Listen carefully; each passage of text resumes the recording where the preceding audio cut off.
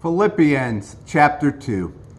If you've gotten anything at all out of following Christ, if His love has made any difference in your life, if being in a community of spirit means anything to you, if you have a heart, if you care, then do me a favor.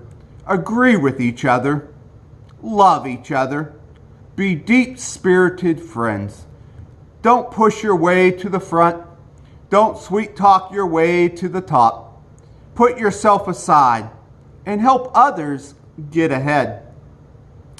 Don't be obsessed with getting your own advantage.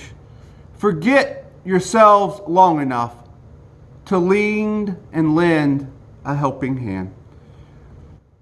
Think of yourself the way Christ Jesus thought of himself. He had equal status with God, but didn't think so much of himself that he had to cling to the advantages of the status no matter what. Not at all. When the time came, he set aside the privileges of the deity and took the status of a slave, became human. Having become human, he stayed human.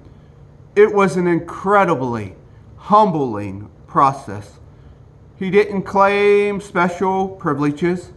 Instead, he lived a selfless, obedient life and then died a selfless, obedient death.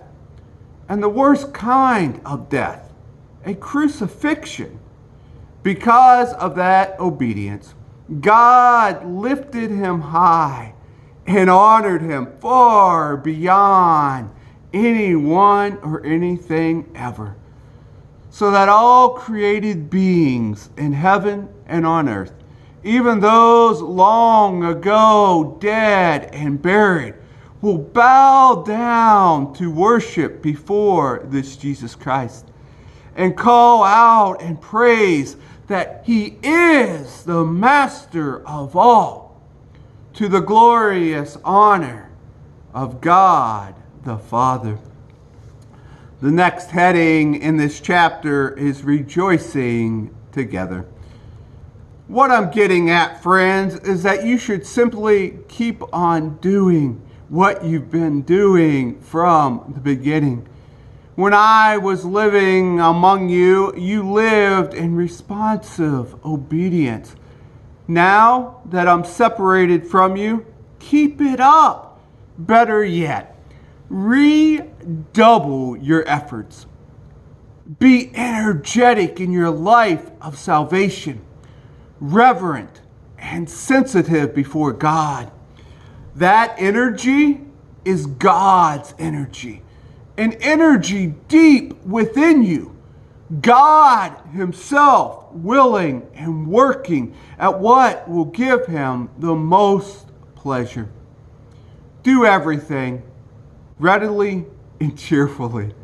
No bickering, no second guessing allowed. Go out into this world uncorrupted, a breath of fresh air, carrying the light-giving message into the night, so all have good cause to be proud of you on the day that Christ returns. You'll be living proof that I didn't go to all this work for nothing. Even if I have executed here and now, I'll rejoice in being in an element in the offering of your faith that make you on Christ's altar a part of your rejoicing.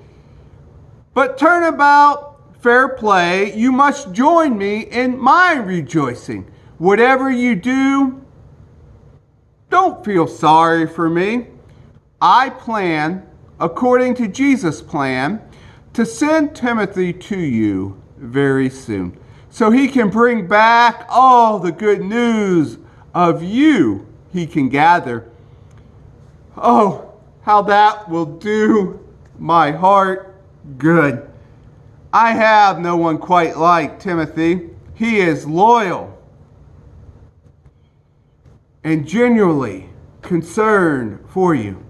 Most people around here are looking out for themselves with little concern for the things of Jesus. But you know yourselves that Timothy, he's the real thing. He's been a devoted son to me as together we've delivered the message. As soon as I see how things are going to fall out for me here, I plan to send him off. And then I'm hoping and praying to be right on his heels. But for now, I'm dispatching Epaphroditus, my good friend and companion in my work. You sent him to help me out. Now I'm sending him to you to help you out. He has been wanting in the worst way to get back to you, especially since recovering from the illness you heard about. He's been wanting to get back and reassure you that he is just fine. He nearly died, as you know, but God had mercy on him. And not only on him, he had mercy on me too. His death would have been one huge grief piled on top of all the other griefs. So you can see why I'm so delighted to send him on to you. When you see him again, hail and heartily how you'll rejoice and how relieved I'll be.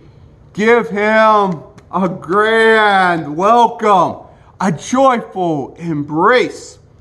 People like him deserve the best you can give him. Remember the ministry to me that you started, but weren't able to complete. While in the process of finishing up that work, he put his life on the line and nearly died doing it. The end of the second chapter of Philippians. Here ends our reading today.